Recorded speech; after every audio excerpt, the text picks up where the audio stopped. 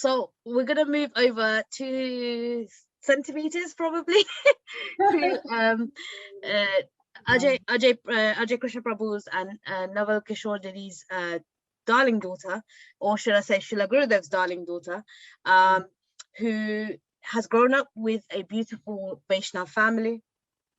And she is, I don't know if anyone's seen her art at the moment, but it's that beautiful 30-minute video that she did of Srila Gurudev's various pastimes and videos she's put together. It's absolutely beautiful for those that haven't seen it. It's Radhika, you did a fantastic job of it. So I'm so happy that you're coming to speak. As you've heard previously, that Radhika met Srila Gurudev when she was a little child, and took Harinam when she was 7.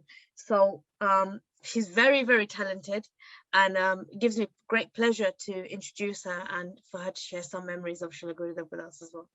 Haribo, Dandavat Pranams. I'm kind of nervous, so just sorry if I. No, you're good. Just remember, we're all family here. There's nothing to be worried about.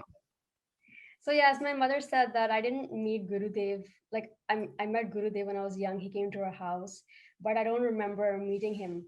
So yeah, I remember so many other things of my life when I was like 7 or 6 or 5, but I just don't remember Gurudev. So I think it's just like a matter of like mercy or whatever. So, and as I grew up, I heard about Gurudev. He's in our photos in our house and in their temple. I saw his photos, but then there was not like a connection between, I didn't think of him as like anything. I didn't think of him as having a relationship with me. But I always heard my parents glorifying him. I always heard other devotees talking about him, but I didn't have appreciation for those conversations. I was just like, okay, whatever, big deal.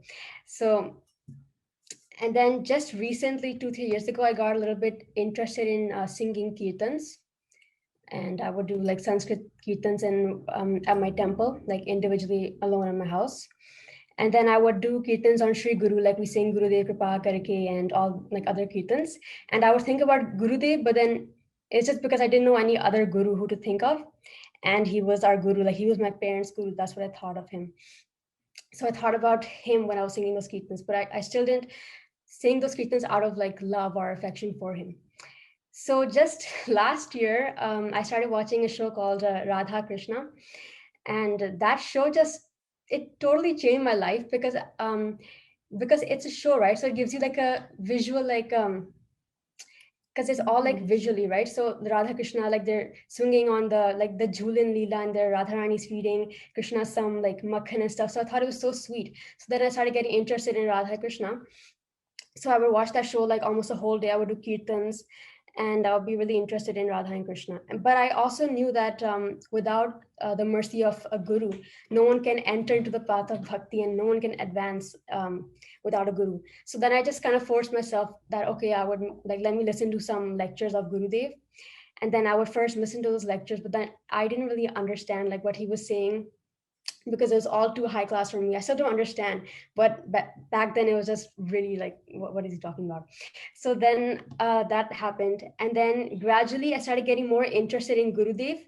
And then the interest in Radha Krishna kind of like, it was there, but then for Gurudev, it was way more. So then I started getting interested in him. And then I started watching his morning walk videos. I started watching like all these parikrama videos. And I never saw the side of Gurudev because, as I said, that I didn't remember him as a child at all. But then I saw these videos, and he was like, sometimes he's like he's showing this like, oh, I'm going to slap you, like to his disciples, like, hey, Durja. And then he's saying all these cute, like sweet things. And then I just gradually started loving him. And then I now I realize, like, I just think that no one is more attractive than him. Like, he's definitely the most beautiful person in this whole world. I know that no one is better than him. That's just what I think. I mean, that could be kind of like, that's fine, mean, or I don't know what, to like other gurus, but I just personally think that no one is more attractive, and I don't know. And then so that happened. Wait, I'm trying to get my points. So yeah, so then as I started doing this, the more I watched his videos, I read about him on PureBhakti.Tv, like the Walking with a Saint. But then I started feeling bad that why was I not sitting in the parikrama party with him? Why was I not sitting there when he was giving Harikatha? And why did I not remember anything about him? So I started feeling bad. And then I did take a Harinam from him when I was like 7 years old in 2010. But I was thinking, why did I not take Diksha from him? Because then I thought, okay, maybe I'm not his disciple. I'm not his, like official disciple because I didn't take Diksha from him. So I thought, okay, like I don't have a connection with him. Like, I don't know, I don't know who he is. Does he know me? Does he not know me? So then mercifully, Pujapat Sundar Kapar Prabhuji, he told me that actually the Harinam Guru, the Harinam Guru is the main Guru. So that gave me a lot of relief. And then I started crying and crying. I was just really, really relieved that, okay, he's my Guru. Gurudeva is my Guru, and there's no one else. It's direct connection. So then also in spirituality, it's a two-sided relationship. If I'm thinking about Gurudev, it's not that he's not acknowledging me. It's not that he's just like ignoring me or anything like that. And also spiritual relations, like a relationship between the disciple and Guru, is not bound by time and space. It's not that if Gurudev is not here with me right now, that doesn't mean that I don't have a connection with him. I can totally have a connection with him. And I also have taken Harina, so that definitely there should be a connection.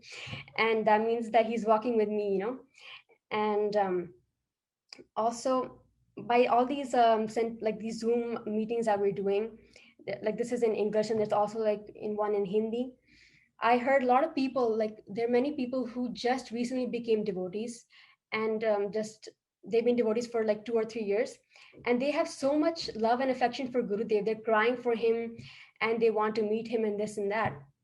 So I realized that our Gurudev is so like, he's so amazing. He doesn't have to be physically in front of you to capture your heart and steal your heart. He can just do it even if he's not meeting you. So that's what happened. And then around Gurudev's disappearance day, I think it was in January. So I decided that, okay, I'll make because I've been watching all these videos of Gurudev, and there were many like small, like 10-second or 20-second moments that I really liked, that were very sweet. Like sometimes Gurudev is chastising his disciples, sometimes he's loving them, sometimes he's hugging them. So I thought, why not I make like a short movie on it, where all these moments can be seen in one go.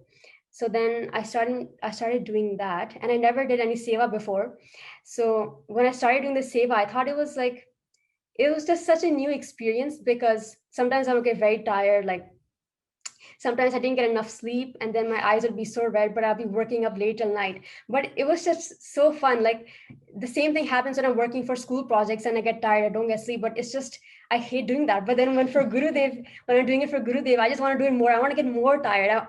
It's just fun to get tired, even for Gurudev. So I thought it was just so amazing when I attempted to make this movie out of Gurudev's inspiration. So, and I also wanted to think that because it's Gurudev's centennial this year and people are preparing so many things, I didn't want to have any regret as I grew up older. Like as I grew up, when I become older, I don't want to have any regret that, oh, I didn't do anything for Gurudev's centennial and I just sat there. I wanted to do something. And then I'm happy that people have seen it, and I'm happy that it made people cry, because I really wanted that crying moment, that thing to go over there. So yeah. And about associating with Gurudev, he said that he had been associating with Rupa Goswami, Srila Rupa Goswami, all his life. So by following his instructions, he had been associating with him all his life. So he's basically giving an example to us that we can also associate with him by following his instructions and doing all those things. So nowadays, I'm just waiting for my next life when I'll be able to see him personally, and when I will be able to have these sweet interactions like everyone else is having. So that's what I wait for. And then I know as sadhaks, our goal is to attain the service of Shri Shri Radha Krishna in Golok Vrindavan and serve them over there. But for me, I feel like for my Golok Vrindavan is serving Gurudev and actually seeing him. For me, Radha Krishna, yeah, they can come later, whatever. There's time for that. But I want to see Gurudev. I want to see him. I want to serve him.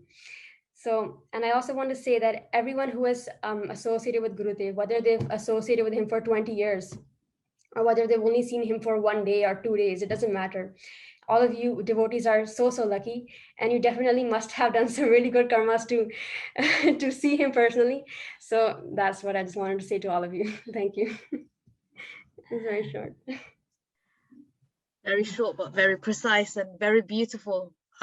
There was a couple of things. It's really interesting because you say you don't remember anything, but it's like you had all of that sukriti that you're now being able to actually develop that relationship with Srila Gurudev. And Gurudev used to encourage that our relationship should be internal. And it seems like, from what I'm seeing, is that your relationship with Srila Gurudev is internal. It's not an external manifestation. And I just would like to tell you, Radhika, that I've only met Srila Gurudev for 30 seconds. Okay, so I know how you feel. I know exactly how you feel. But I know that that whatever he's planted in you, he's planted the best kind of bhakti seed that anyone can have. And you're very, very beautiful and inspiring god sister, actually. And I just want to say that Gurudev is always going to be our Gurudev. He's not going to leave us, and he never will. He's our mother, he's our father. He can't. Even if we want to let go of him, sometimes you get angry with him. You're like, oh, you're giving everyone these experiences but me. But what I've noticed after 10 years is that there's a reason for why he's done that.